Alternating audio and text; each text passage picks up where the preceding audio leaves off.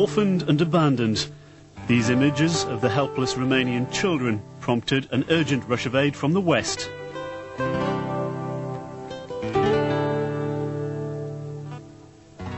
Amongst those who responded was one Northeast charity. 8 years after these pictures were first broadcast, Newcastle Police Aid to Romania is still doing the job it started then. Here in the heart of Transylvania lies Brasov.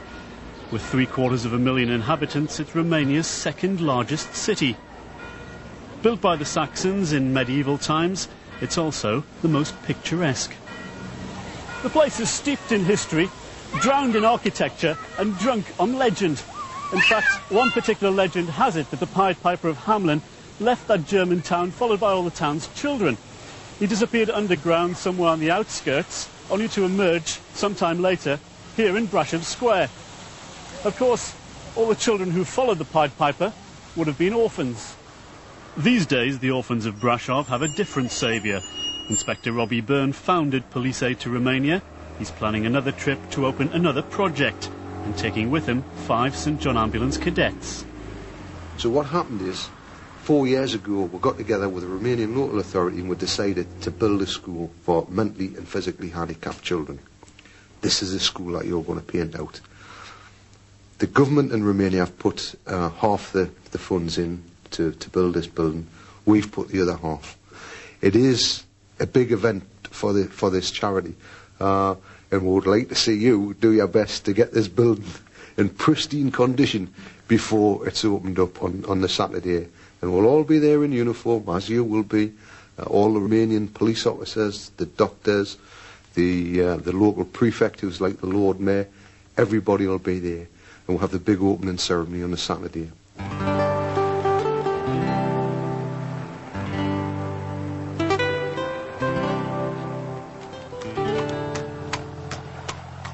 "60 miles west of Brasov lies Fagarash. Here, Newcastle Police Aid have transformed a 174-storey building into a school for 270 orphans and children from the surrounding area. While the police prepare to travel, workmen here are finishing off the building for the opening ceremony. It's all part of the charity effort to solve the problem of Romania's needy children. There's no way we'll solve it or come close to solving it, none at all. But what it is if you target a specific area, I mean, we've targeted Brasov County, which is about the size of Northumbria. Brasov City is about the size of Newcastle. Obviously, if you pour resources into a problem, into one specific area, you're going to get results. Getting results has taken 4 years. It's cost nearly £250,000. The charity alone has put in £50,000. The bulk of that money has been spent on the building itself, but it's not the building that's important. This is what it's all about. With the orphanages in Fagarash, you're helping those children. A lot of people say, well, why bother? Why bother with an Eastern European country? But it's the children that are suffering.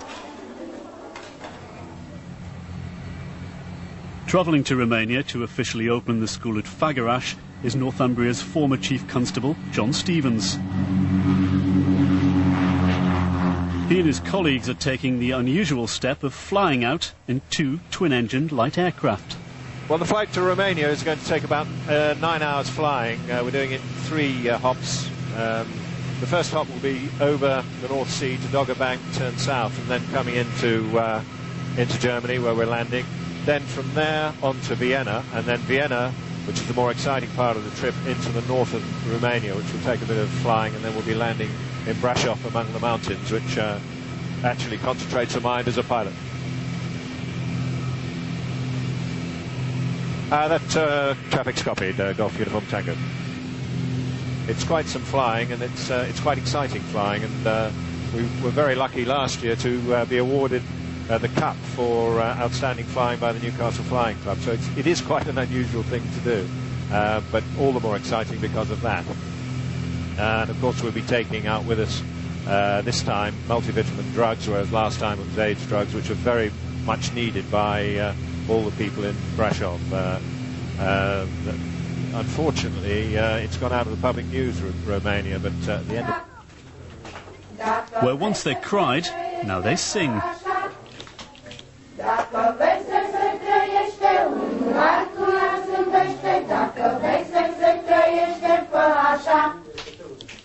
Here in the suburbs of Brașov city is the Casa de Copii orphanage. What's happening here is a photo opportunity. Local television crews are here to witness a children's party, laid on by charitable donations.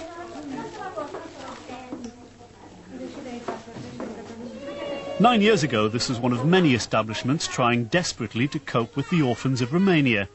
This is where the first of Newcastle Police Aid convoys came. The sights they saw then were of starving, handicapped and helpless children. 9 years on, the orphanage is still here and still caters for mentally and physically handicapped children like these. But this is perhaps an indication of just how things have changed. They're no longer neglected. Even local businesses contribute to their well-being. Usually we offer for the children and the people who have special needs some gifts from the Group ANA. And we do that very usually, also at the Easter time, the Christmas time, to help the people, the old people and the children. Newcastle Police Aid still contributes to the welfare of the children, but it's on a different level. They received something last year in summer from the Newcastle Police. Da, am primit o donație de jucării pentru copii. Toys for the children. Toys for the children. And this time they receive a refrigerator and a stand. Mașină de spălat. A washing machine, sorry. Și un Xerox. And a copy machine. The orphanage largely completed, the charity is this year travelling out to open its second major project. It takes 4 days for the charity van to cover the 1,800 miles between Tyneside and Romania, but it's a by now familiar journey.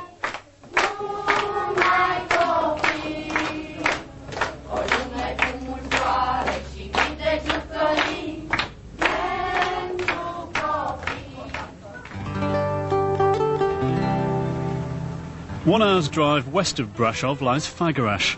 Here the charity have helped the Romanian authorities transform a derelict building into a school for children with special needs. St John Ambulance volunteers are helping prepare the finishing touches for the official opening later in the week.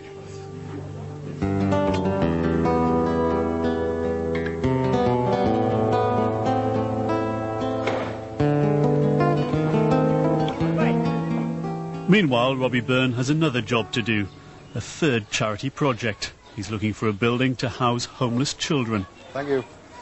Hello. Nice to meet you. Robbie Byrne. This is my wife, Doreen.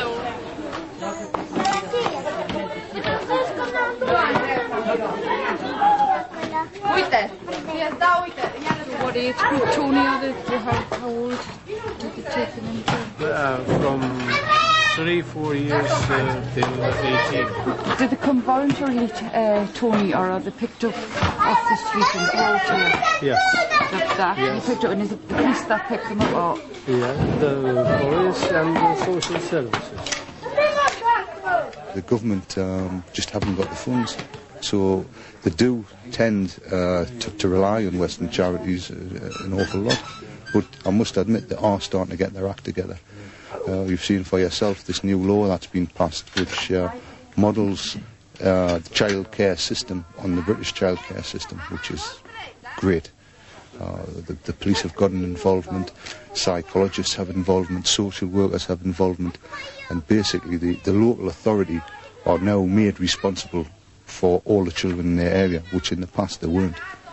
There was various organisations were vying for resources such as the Health Authority, the Education Authority, the orphanages.